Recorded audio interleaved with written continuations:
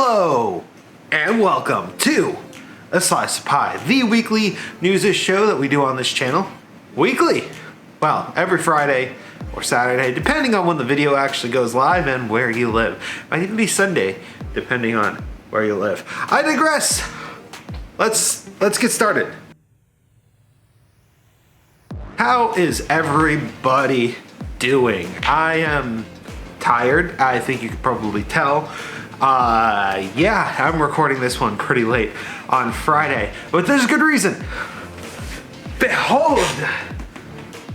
Oh, well, yeah, you've seen this PC before, but how unified everything is. You see, I have one piece of RGB software controlling the whole thing.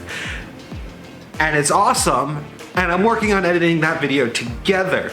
Also in the pipeline and pretty close to done, I just actually need to put some clothing on Space Squid, and then bam, I just have to animate that and that vlog can be done. So stuff is coming. It's going to be done sooner rather than later, especially if I actually stay up all night editing, which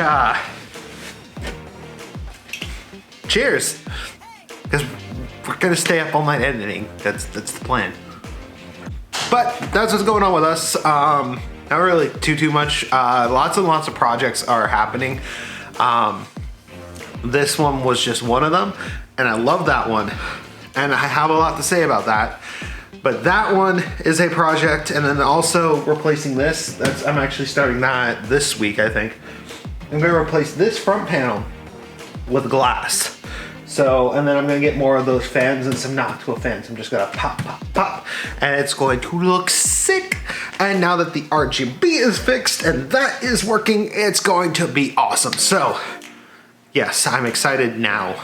Now I get excited, but still, a lot of stuff is happening. Lots of stuff is being worked on, and yeah, I'm just a very excitable human being. But you know what else is exciting? Game news. Game news. What do we have going on this week in the tech news thing? What do we have going on in the game news? Well, glad you asked. An interview with director of Breath of the Wild and Breath of the Wild 2, and actually like every Zelda game for quite a while, Aonuma has revealed a little bit about the actual process in which they went through to actually come up with Breath of the Wild 2. It actually started as DLC, but then as it expanded, they were like, you know what, this is its own game. And I give them props for that because I actually kind of know exactly the feeling.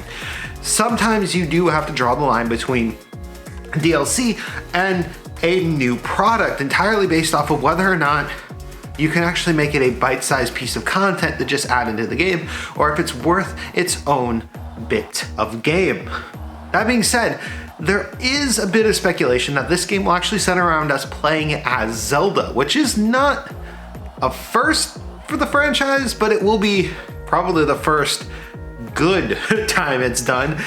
Speaking, because I think the Wand of Gamelon might actually be the actual first time we've ever played as Princess Zelda in a title. That's terrible.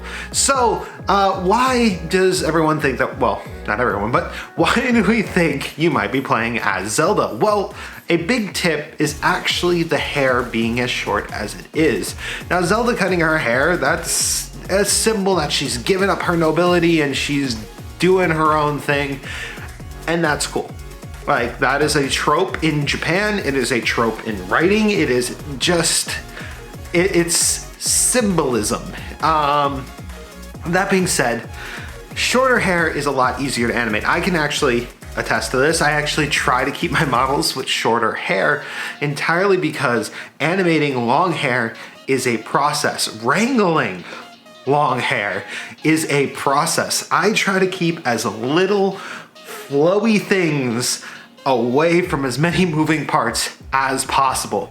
Dresses are an issue, long hair.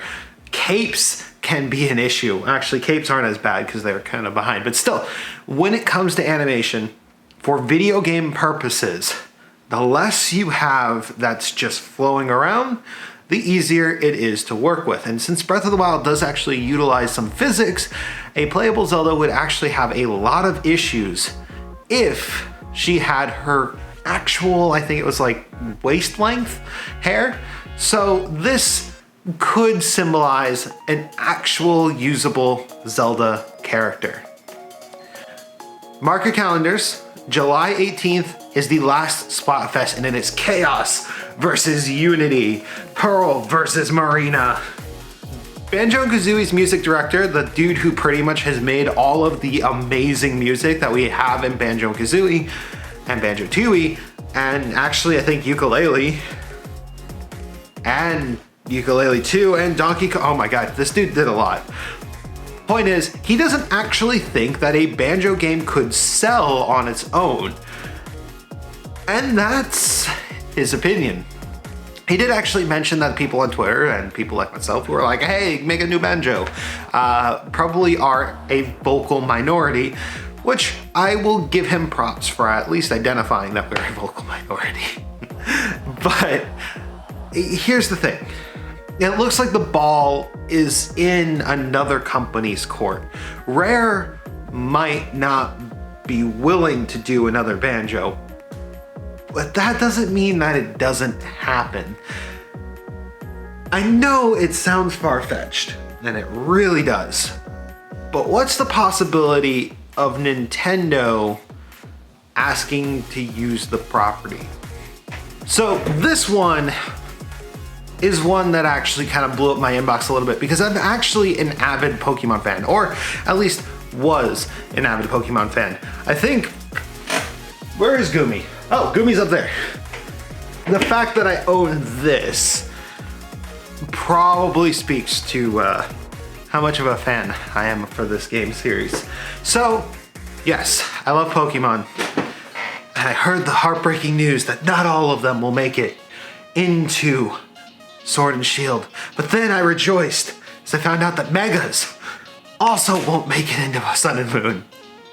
Now, this is gonna be a controversial opinion, but I actually don't like Megas.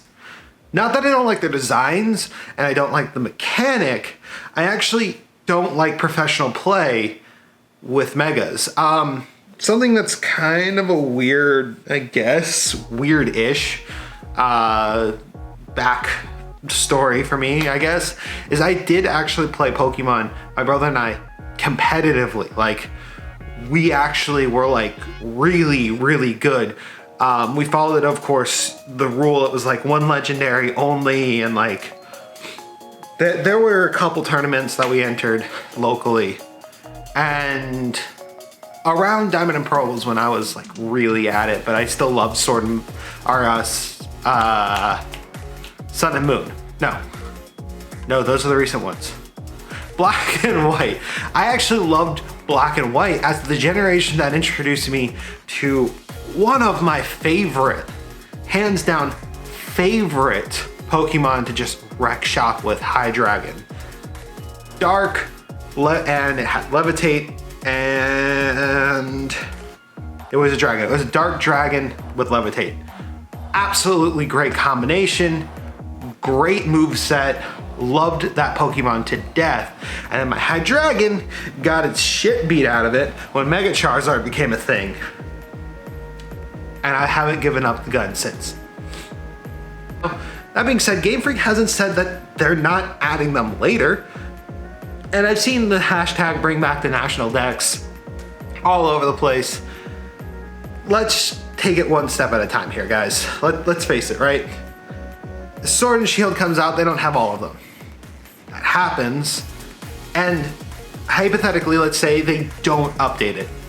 The next game that comes out is probably gonna be a Diamond and Pearl remake. And at that point, we're going to see the National Dex added back in. It's just a matter of time. And I think I want people to kind of get that feeling. Let's go into the tech news.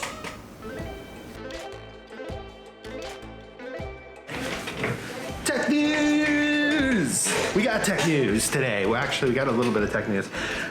X570 is actually going to be more expensive than X470. In fact, they're actually saying if you want a Ryzen 3 processor, it's probably better to actually buy a new X470 motherboard, which means motherboard manufacturers intend to still make X470 motherboards. MSI, for example, is actually going to start at $200, and that's the cheap one. That's the most expensive Ryzen board you can buy right now, is like the $250 range. MSI is going to have boards that are like $800. I think the Godlike is expected to be that pricey. Gigabyte is the same story, and even I think Asus, these X570 motherboards are going to be expensive, and you are probably better off, if you're going to be building cheap, going with 470. Yes, that's a 470 motherboard. Yes, that's the Pro Carbon. I think this one actually is a perfect example. This is the Pro Carbon Gaming.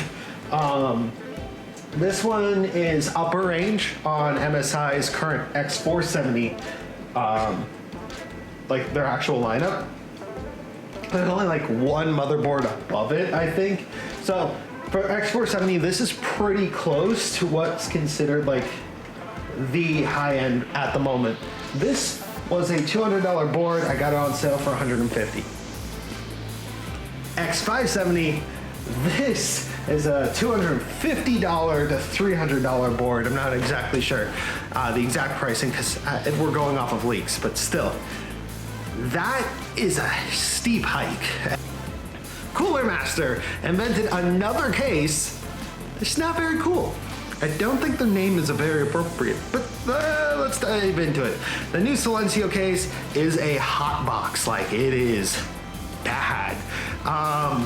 It's quiet, but it's bad. There are designs out there, like this one's kind of borderline, where it's got like just fans right here, or not fans, vents, and it's on both sides. And there's also like some underneath, but still, this runs hot. The Silencio is like even narrower, and I get silence is important to a lot of people,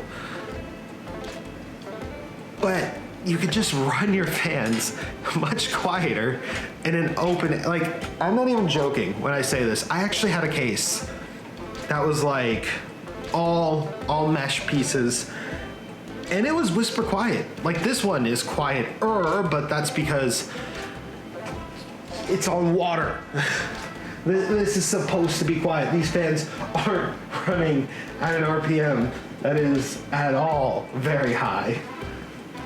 Point is though, if you want quiet, a mesh panel will actually do a better job of keeping things quiet and cool. Noctua is offering a new color of fan. Well, actually, it's through the Chromax line, not the Noctua line. So, Chromax, if you don't know, is a spin-off of Noctua, where they sell things that aren't poop brown. I use a Chromax black fan right there, actually. So, it's still a Noctua fan. It still performs great, but it's not poop brown. So they're going to be offering another color. In fact, actually, I've noticed them a little while ago, actually, but they only recently just announced them, which is kind of crazy. You can now buy these fans in gray. So now you have black, gray, and poop. And then finally, NVIDIA Super. Is it super at all? Or is it just a super stunt? I mean, all of the rumors we're hearing is actually the exact same price as the current RTX lineup with more power. But all we're hearing is rumor. We're not actually seeing anything. Supposedly, it was gonna get announced like yesterday, but never did. Supposedly, it's coming out July 7th, but it still hasn't been announced, and that's kind of a short deadline. And supposedly, it's been coming for a while, yet we haven't seen it. Now, it could be NVIDIA isn't considering that to be a big enough threat to release this, but figured they would put their finger on the trigger anyway. It's just, I think this is what they're doing. I don't think they noticed that the response to Navi was lukewarm, and they're not ready to just pull the trigger yet.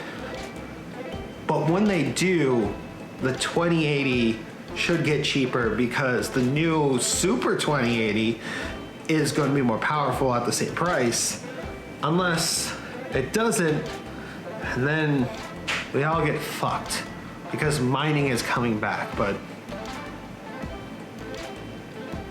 yeah, I'm too tired to go on with this any further.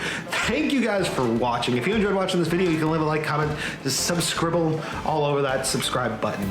And for me, I've now got a rambly video that I have to edit, and it looks like I'm gonna be dipping into another monster. So thank you guys again. Wolfie out.